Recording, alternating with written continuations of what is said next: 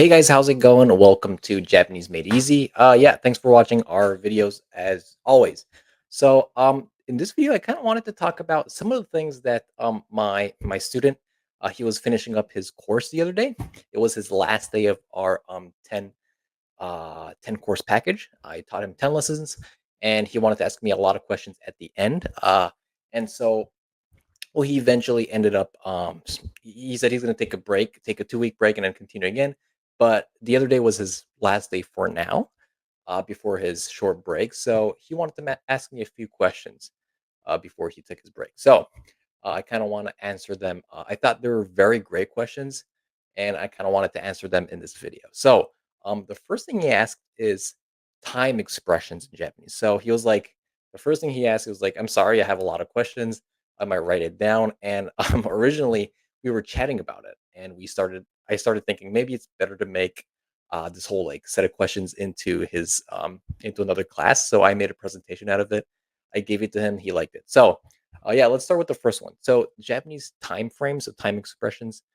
He specific this These questions are came from him, not me.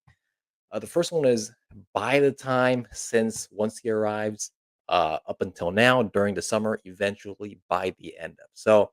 I think a lot of you know how to say kara or made, but I don't think I think these are like the only two things that you guys actually know. You might know how to say from what when to when. 月曜日から金曜日. We work from 9 to 5, right? 9時から5時まで働きます, right? That's how we say it. But I'm going to explain how you say by the time, since, once he arrives, all these words, right? So let's turn the page. It is by the time A does whatever, right? That's something までには. So if you want to say something like by the time work is done, it'll be, so by the time work's done. Sorry, that's a very bad example. By 9 o'clock. So by the time I get home, dinner's ready, right? So I usually come back at like 6 or 7. By the time I get home, my wife prepares my dinner. So 家に着くまでには、ご飯ができてる. By the time I arrive home, dinner is ready. All right, I'll do that again. 家に着く, which is arriving home. 家に着くまでには, by the time I arrive home. All right. Since we already know this, let's skip that. Kara, right? 9時から5時. Right. So once he arrives, 一度来たら、彼が一度来たら、ショッピングしよう。彼女が家に一度来たら、買い物に行こう. That's how we use it. Up until now, uh, basically it's 今まで. So what would be a good English sentence?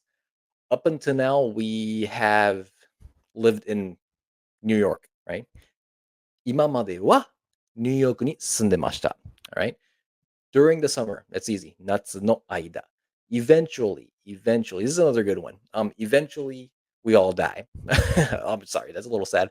Eventually, you will graduate from high school, right? そのうち学校を卒業します. Or, you shoot 100 three-pointers a day in basketball, you'll get better eventually. そのうちバスケが上手になります. そのうち上手になります. All right. And our last one is by the end of. By the end of October this month, I think it'll be a lot cooler in the not Nagano, Nagoya region, where we live. By the end of October, it'll be cool. 10月の終わり is the end of October. So 10月の終わりまでには by the end of, right? So let's do it again. By the end of October. 10月の終わりまでには, right? I think it'll get cooler. All right. So that was time expressions. Let's move on to the next question. Um, this student asked about pitch accent. He knew what it is, but I kind of reiterated for him. And his real question was, should I learn it or not? And before I answered this question to him, before I answered for him, he told me that he's guessing that he doesn't need to learn it. And I was like, why? And he goes, oh, I don't know. So the reason is, I completely agree. No need to study it. This is my opinion. This it's not yes or no. It's just an opinion. Yeah, if you want to go ahead, I personally think you don't need to. As a Japanese teacher, I don't think you need to. And the reason that I usually talk about is because pitch accent, the accent is different in Japan, within Japan, anyways. So it's different in Japan as well. So it's like saying you're from New York or you're from London. Do you want to learn the Southern accent or do you want to learn like a Western accent? I mean, if you want to go ahead, but you don't really need to, right? Pitch accent isn't something that people will know that you're not following the like central, like the general Japanese rule. But for example, where I'm from down in Kyushu, we say it the opposite way. So for example, we have words like hashi, it, it's chopsticks or bridge, right? Uh, I forget if it was hashi or hashi. I don't know which one's which, and that's because I'm from the south in Japan, and it down south it doesn't matter what you say. You the only thing people look at is the context. So if you say you're building a hashi, it means it's a bridge, right? If you're saying you're using hashi to eat, it means chopsticks. So it's not your accent that we look at down south in Japan. It's usually the context. So it doesn't matter. Same thing with kumo. Kumo can mean cloud. It can also mean spider. I again, I to be honest, I don't know which one's which, Kumo or Kumo. I have no idea. Dudes, I'm not joking. I'm dead serious. I have no idea. I went to school here, but I have no idea. Ame, same thing. Candy or what is it? Candy or rain, right? So hashi, kumo, ame. Uh, just guys, you don't need to learn it. If you're gonna learn this, to be completely honest, just learn some like JLPT in 3 words. All right.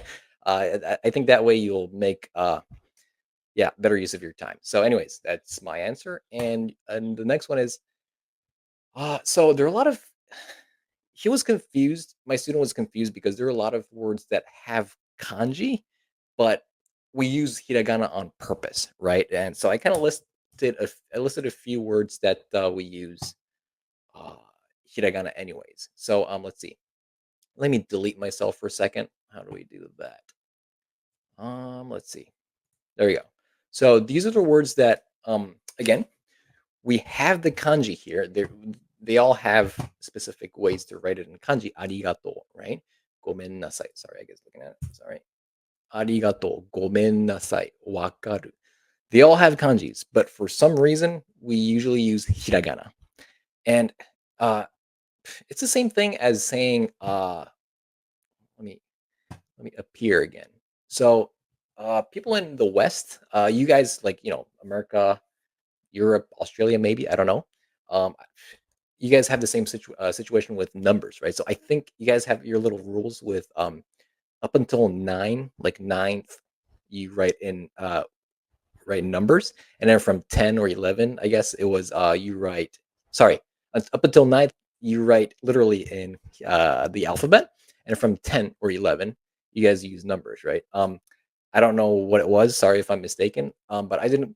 I went to school in Japan, so I don't know the exact rules. But in Japan, it's the same thing. I mean, there's no reason behind it.